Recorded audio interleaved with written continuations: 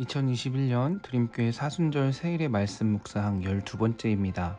오늘 본문은 누가복음 10장 23절부터 24절까지의 말씀입니다. 제자들을 돌아보시며 조용히 이르시되 너희가 보는 것을 보는 눈은 복이 있도다.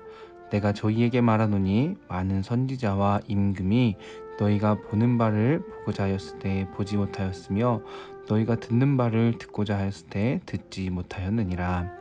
아멘. 제가 어렸을 때는 모든 친척들이 명절이 되면 저희 집으로 모였습니다. 그렇게 명절에 모이면 모두가 즐거웠고 모두가 행복했습니다. 그런데 그렇게 즐겁고 행복할 수 있었던 이유는 얼굴을 대면할 수 있었기 때문입니다. 오랜만에 얼굴을 보고 오랜만에 만났을 때에야 비로소 기쁨을 느낄 수 있었습니다. 오늘 본문은 사람들이 볼 수 없는 것을 보는 눈이 얼마나 복이 있는지를 보여주고 있습니다. 특히 위대한 사람들, 선지자와 임금들조차 옛날에는 멀리서 바라보던 것을 이제 눈을 보고 귀로 직접 듣는 사람들이 얼마나 복된 귀와 눈을 가졌는지 우리에게 이야기하고 있습니다. 왜냐하면 선지자들은 구약시대에 하나님의 계획을 가장 가까이에서 전달받은 사람들입니다. 또 임금들은 그 시대에 가장 중요한 사람들이었지만 그들조차 지금 예수님의 제자들이 경험하는 축복을 누리지 못했습니다. 하지만 제자들은 지금 구약의 약속의 성취를 보고 있기 때문에 그 눈이 복되다고 이야기를 하고 있습니다. 오늘 본문은 우리에게도 똑같이 말씀합니다. 구약의 사람들은 하나님을 직접 만나고 직접 볼 수 없었습니다. 그래서 제사장들을 통해 하나님을 만나야만 했습니다. 그러나 하나님께서 예수님을 이 땅에 보내주심으로 인해 우리는 직접 하나님의 음성을 듣고 또 하나님의 모습을 볼 수 있게 되었습니다.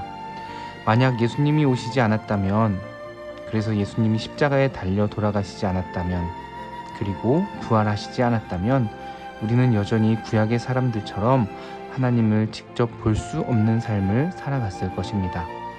하지만 예수 그리스도께서 이 땅에 오셔서 십자가에 달리시고 부활하셨기 때문에 우리는 예수님을 통해 하나님을 보게 됩니다. 사랑하는 여러분, 여러분들은 무엇을 바라보고 살아가길 원합니까? 우리는 우리의 구원자이시며 위로자이시며 창조자이신 하나님을 바라보며 살아가야 할 줄로 믿습니다.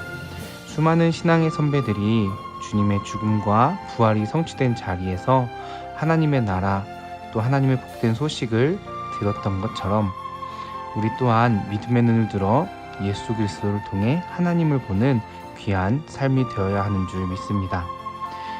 구원자이신 위로자이신 창조자이신 하나님을 바라보는 눈은 복된 눈입니다.